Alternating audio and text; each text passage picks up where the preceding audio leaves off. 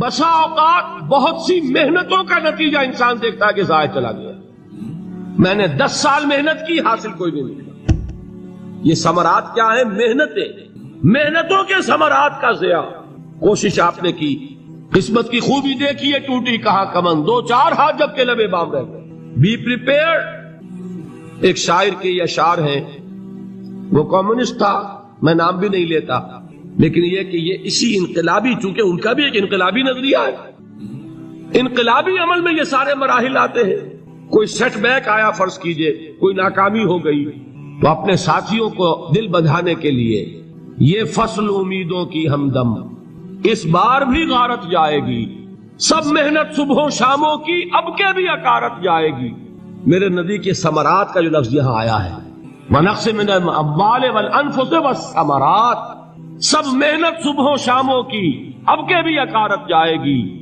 دھرتی کے کونوں کھدروں میں پھر اپنے لہو کی کھاد بھرو، پھر مٹی سینچو اشکوں سے، پھر اگلی رت کی فکر کرو، پھر اگلی رت کی فکر کرو، جب پھر ایک بار اجڑنا ہے۔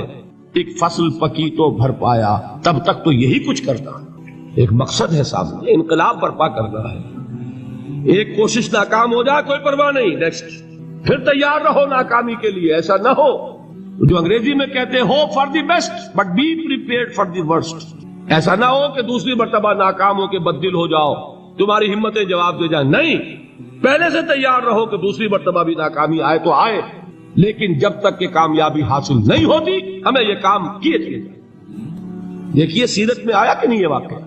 بدر میں مسلمانوں کو فتح ہوئی تو احد میں زک پہنچی کہ نہیں؟ 70 صحابہ شہید ہوئے کہ نہیں؟ اگر ان کی ہمتیں جواب دے جاتی تو گاڑی کیسے چلتی آگے؟ تو فرمایا وَلَنَبْلُوَنَّكُمْ بِشَيْءٍ مِّنَ الْخَوْفِ وَالْجُوعِ وَنَقْصٍ مِّنَ الْأَمْوَالِ وَالْأَنفُسِ وَالثَّمَرَاتِ، ہم تمہیں لازم آزمائیں گے، خوف کی کیفیت سے، فقر و فاقے کی کیفیت سے، بھوک سے، جان کے نقصان سے، مال کے نقصان سے، محنتوں کے حاصل کے ضائع ہو جانے سے۔ وَبَشِّرِ الصَّابِرِينَ، اور اے نبی بشارت دیجئے صبر کرنے والوں، الذین اذا اصابتہم مصیبت، وہ کہ جب ان پر کوئی تکلیف آئے، کوئی مصیبت آئے، کوئی آزمائش آئے، قالوا انا للہ وانا الیہ راجعون، وہ یہ کہیں کہ ہم اللہ ہی کے ہیں، اللہ ہی کی طرف لوٹ جانا ہے۔ یہ وہی انداز ہے جو میں نے فارسی کا شعر سنایا تھا آپ کو کہ سرے تسلیم خم ہے جو مزاج یار میں آئے، وہ ہمارا مولا ہے، ہمارا آقا ہے، اگر اسے یہی منظور ہے تو ہمیں بھی یہی منظور ہے۔ میں نے تسلیم و رضا کی بات کی تھی نا، آپ کو کچھ شعر سنائے تھے، ایک شعر اور سنیے، اور یہ کس کا ہے؟ محمد علی جوہر کا۔ ایک مرتبہ جیل گئے، ان کی ایک بیٹی جوان بیمار ہوئی، فوت ہو گئی، باہر چھوڑا انگریز نے، جاؤ بھائی دفن کر دو بیٹی کو۔ دوسری مرتبہ جیل گئے، دوسری جوان بیٹی اسی مرض میں مبتلا ہوئی، اب یہ جیل میں ہے، خبر پہنچی کہ دوسری بیٹی کے اوپر بھی اسی مرض کا حملہ ہوا ہے۔ ایک نظم لکھی ہے جس کا آخری شعر یہ ہے، تیری صحت ہمیں منظور ہے لیکن اس کو نہیں منظور تو پھر ہم کو بھی منظور نہیں۔ یہ ہے، جب تک یہ کیفیت نہ ہو اس میدان میں آدمی ثابت قدم نہیں رہ سکتا کہ میرے رب کو اگر یہ منظور ہے تو یہی مجھے منظور ہے، اور تیری صحت ہمیں چاہیے تو ضرور، لیکن ہمارے رب کو منظور نہیں تو ہمیں بھی منظور۔ راضی برضائے رب۔ وبشر الصابرین الذین اذا اصابتهم مصیبۃ قالوا انا للہ وانا الیہ راجعون۔ نہ شود نصیب دشمن کے شود ہلاک تیغت، سر دوستہ سلامت کے تو خنجر آزمائی۔ اولئک علیہم صلوات من ربہم ورحمہ، یہی ہے وہ لوگ جن پر ان کے رب کی طرف سے عنایتیں ہیں اور رحمتیں ہیں۔ وَأُولَٰئِكَ هُمُ الْمُهْتَدُونَ، اور یہی ہے وہ لوگ جو کامیاب ہونے والے ہیں، ہدایت پانے والے، ہدایت یافتہ۔ اسی سورہ بقرہ میں ذرا آگے چل کر، یہ تو ہے 20واں رکوع، 19واں رکوع، 21ویں رکوع کی پہلی آیت ہے، لَيْسَ الْبِرَّ أَن تُوَلُّوا وُجُوهَكُمْ قِبَلَ الْمَشْرِقِ وَالْمَغْرِبِ وَلَٰكِنَّ الْبِرَّ مَنْ آمَنَ بِاللَّهِ وَالْيَوْمِ الْآخِرِ وَالْمَلَائِكَةِ وَالْكِتَابِ وَالنَّبِيِّينَ وآتى المال على حبه ذوي القربى واليتامى والمساكين وابن السبيل والسائلين وفي الرقاب وَأَقَامَ الصَّلَاةَ وَآتَى الزَّكَاةَ وَالْمُوفُونَ بِعَهْدِهِمْ إِذَا عَاهَدُوا وَالصَّابِرِينَ فِي الْبَأْسَاءِ وَالضَّرَّاءِ وَحِينَ الْبَأْسِ۔ اب یہ آیت جو ہے سورۃ العصر میں جو مضامین آئے تھے سارے اس میں موجود ہیں۔ وہاں ایمان کا لفظ آیا، یہاں 5 ایمانیات کی تفصیل آ گئی، اعمال کی تفصیل آئی، اور آخری بات وہاں کیا ہے؟ وَتَوَاصَوْا بِالصَّبْرِ، اور یہاں کیا ہے؟ وَالصَّابِرِينَ فِي الْبَأْسَاءِ وَالضَّرَّاءِ وَحِينَ الْبَأْسِ، اور صبر کرنے والے، اصل نیکی ان کی ہے جو صبر کرے، کس میں؟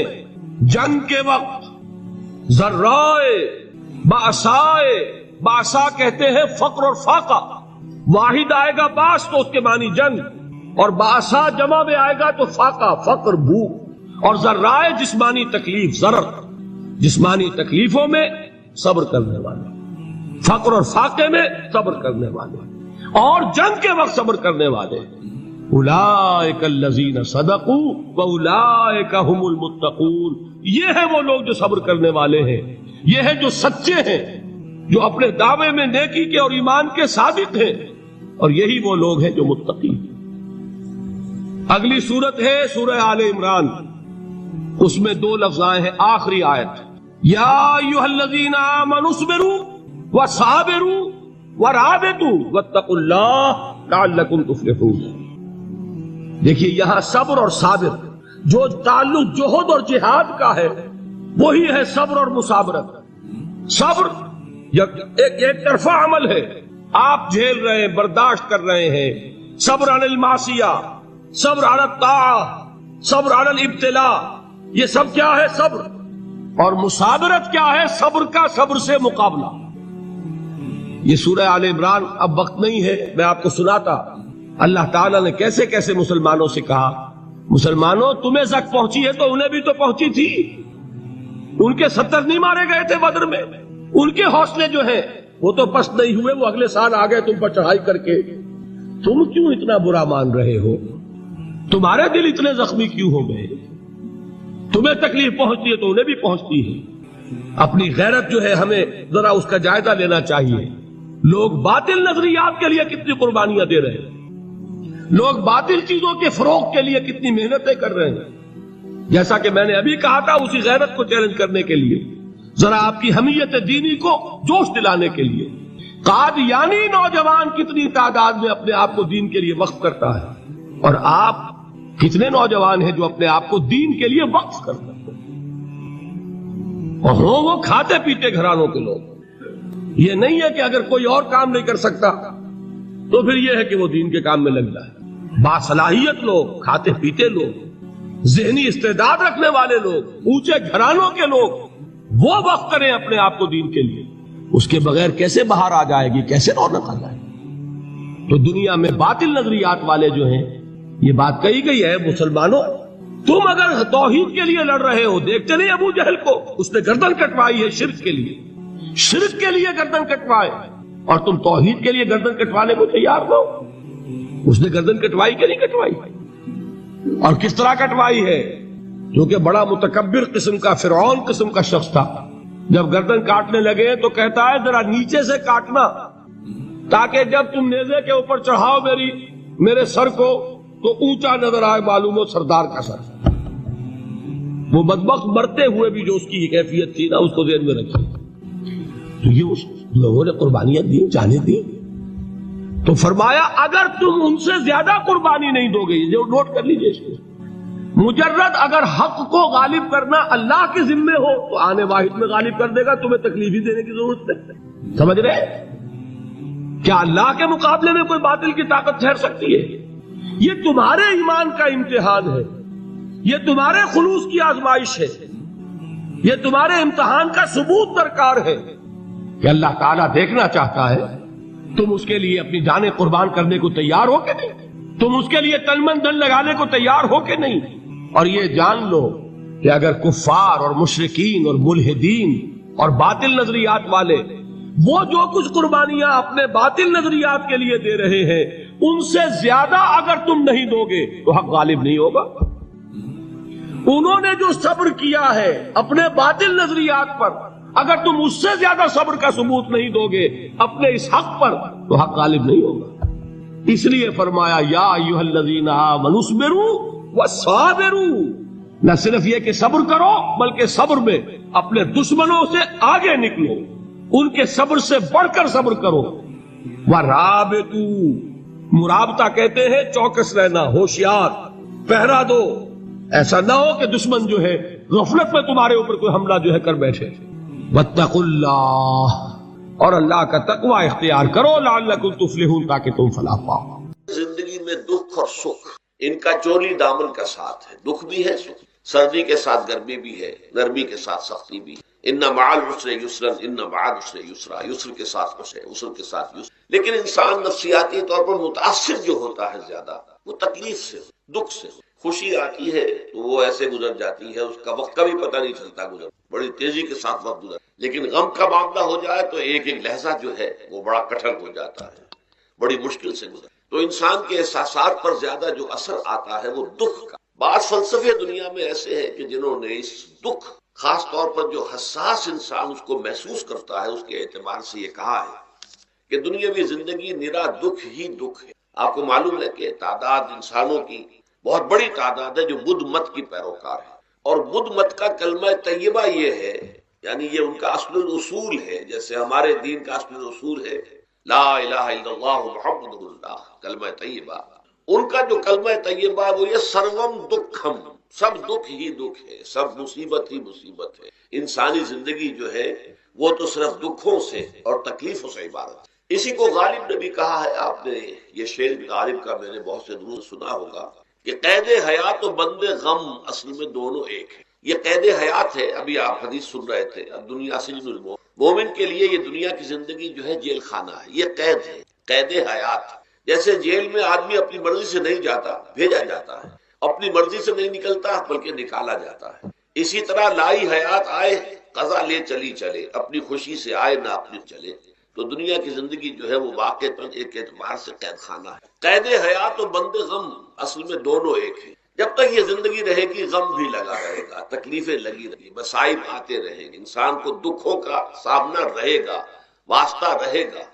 موت سے پہلے آدمی غم سے نجات پائے. کیوں؟ ظاہر بات ہے جب تک زندگی ہے تو غم ہے، تو موت سے پہلے نجات نہیں مل سکتی. اگرچہ اس کے بعد کا اگلا مرحلہ جو ہے، جو حقیقت کو جاننے والے ہیں وہ تو جانتے ہیں کہ اس کے بعد تو غم کا اور بڑا کڑا مرحلہ آنے والا ہے. اب تو گھبرا کے یہ کہتے ہیں کہ مر جائیں گے، مر کے بھی چین نہ پایا تو کدھر جائے. اگر اللہ ہمیں معاف فرمائے، اپنی رحمت اور مغفرت سے ہمیں ڈھانپ لے، جیسے کہ حضور نے فرمایا اللہ یتغمدنی ربی برحمت. حضور نے فرمایا کہ کوئی انسان بھی محض اپنے اعمال کی بنیاد پر جنت میں نہیں داخل ہو سکے گا جب تک کہ رحمت خداوندی دستگیری نہ کرے. کسی صحابی نے بڑی ہمت کی، بڑے جرأت کا معاملہ کیا، پوچھ لیا کیا حضور آپ بھی؟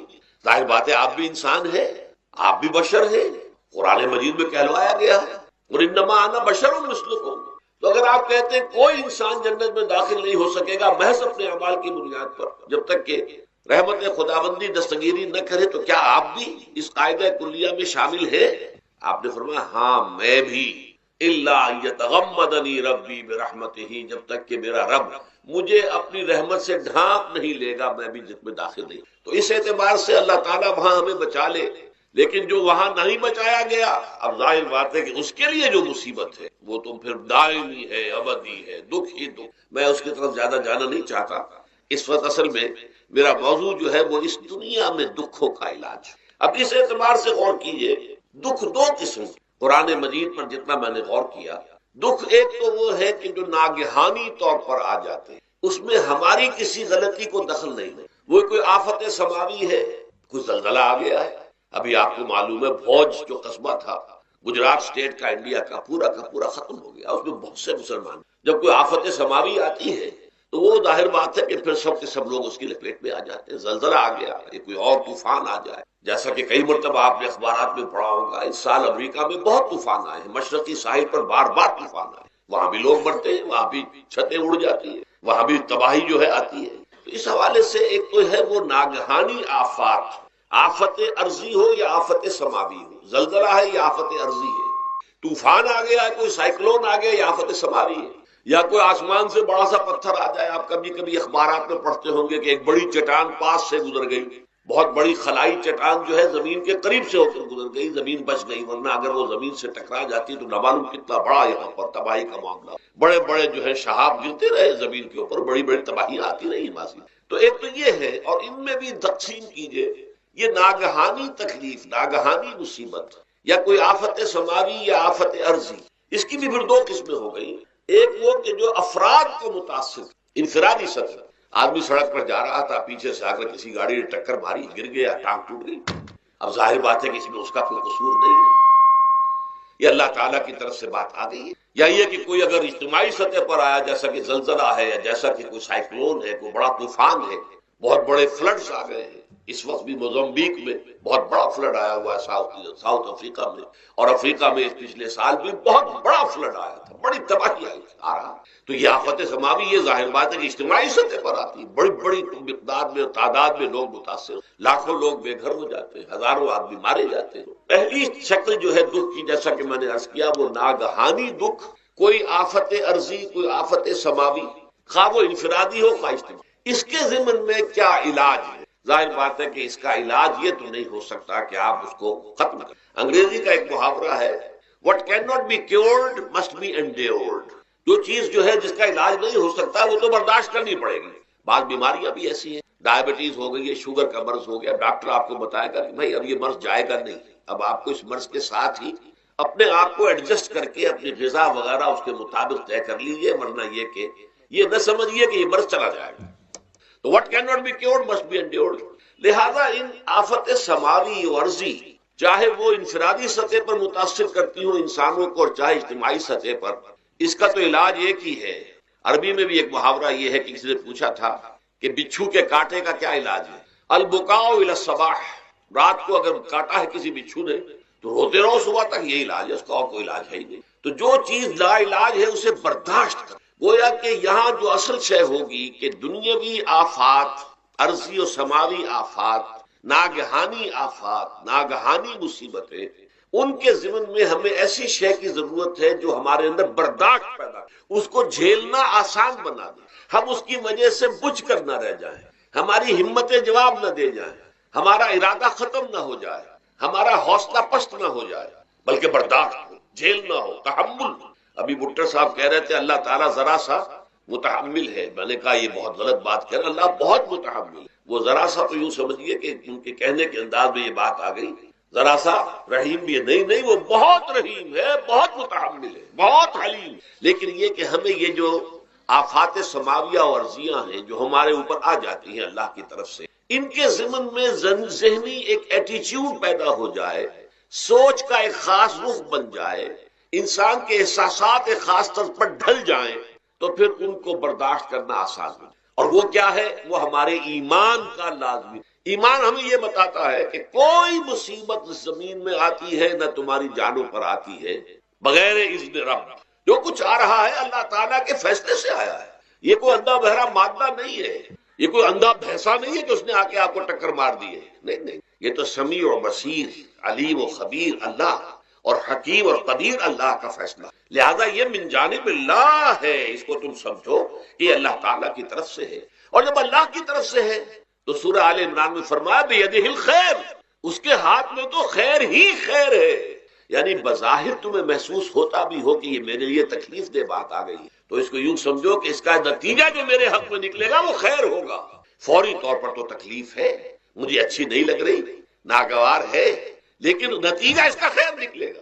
جیسے بچہ بیمار ہے، ماں اسے دوا پینے پر مجبور کر رہی، کڑوی دوا ہے، وہ تو سمجھتا ہے مجھ پر بڑا ظلم ہو رہا ہے. یا آپ لے گئے اسے ڈاکٹر کے یہاں ٹیکا لگوایا ہے، وہ تو چیخ رہا ہے، رو رہا ہے، لیکن آپ کو معلوم ہے، کاش اسے بھی معلوم ہو جائے کہ یہ میرے خیر کے لیے، میرے بھلے کے لیے.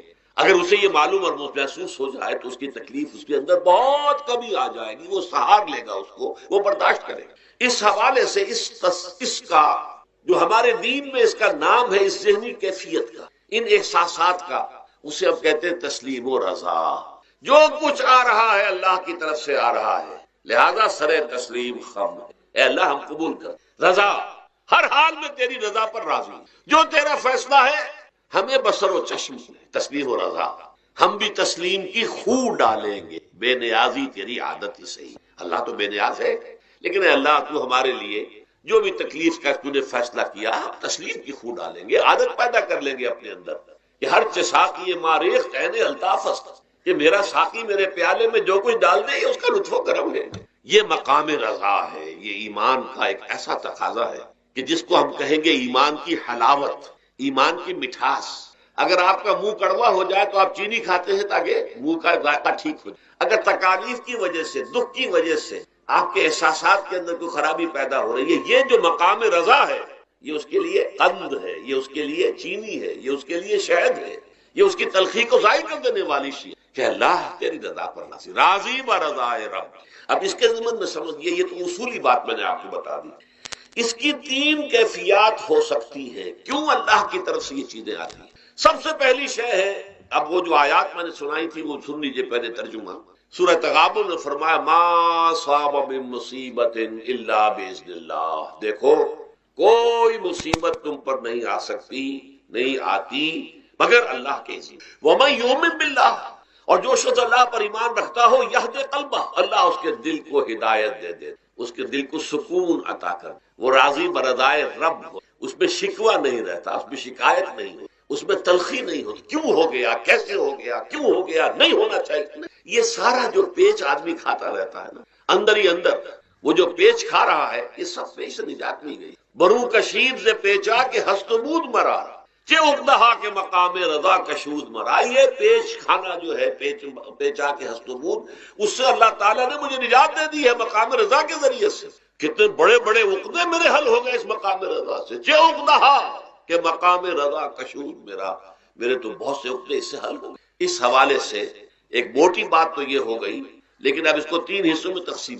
پہلی بات یہ کہ یہ اللہ کی طرف سے آزمائش کے طور پر، آزمائش میرا بندہ اس پر صبر کرتا ہے یا نہیں، یا میرے خلاف بکواس کرنے پر آمادہ ہو۔ اللہ تو ایسا ہے، اللہ نے تو ہم پر کبھی کرم کیا ہی نہیں، اللہ تو ظالم، معاذ اللہ معاذ اللہ معاذ اللہ۔ کہیں ایسا تو نہیں، میرا بندہ جو ہے تکلیف کو جھیلتا ہے میری وجہ سے، یہ سمجھ کے کہ اللہ کی طرف سے آئی ہے۔ یہ صبر جو ہے یہ بہت بڑی کامیابی ہے اگر انسان کو، اور اس صبر کے نتیجے میں دو اور باتیں پیدا ہوتی ہیں۔ یہ مضامین علیحدہ علیحدہ دروس کے اندر آتے رہے ہیں، لیکن آج ایک نئے عنوان کے تحت جمع ہو کر آ رہے ہیں۔ پہلی بات یہ ہوتی ہے کہ یہ امتحان کا نتیجہ کیا نکلتا ہے کہ آپ نے ایک امتحان پاس کیا تو آپ کے اگلے درجے میں ترقی ہو۔ 5ویں کا امتحان پاس کر لیا نا تو 6ٹھی میں جائیں گے، اب 6ٹھی کا امتحان پاس کریں گے تو 7ویں میں جائیں گے، 7ویں کا پاس کریں گے تو 8ویں میں۔ درجہ بدرجہ انسان کی دینی، ایمانی اور روحانی ترقی کا ذریعہ یہ آزمائش میں، جتنا اس میں صبر ہوگا، جتنا اس میں تسلیم و رضا جو ہے آپ حاصل کرتے جائیں گے تو آپ کے درجے بلند ہوتے جائیں گے۔ آپ کا امتحان کڑے سے کڑا آئے گا، بڑے سے بڑا آئے گا، مشکل سے مشکل تر آئے گا۔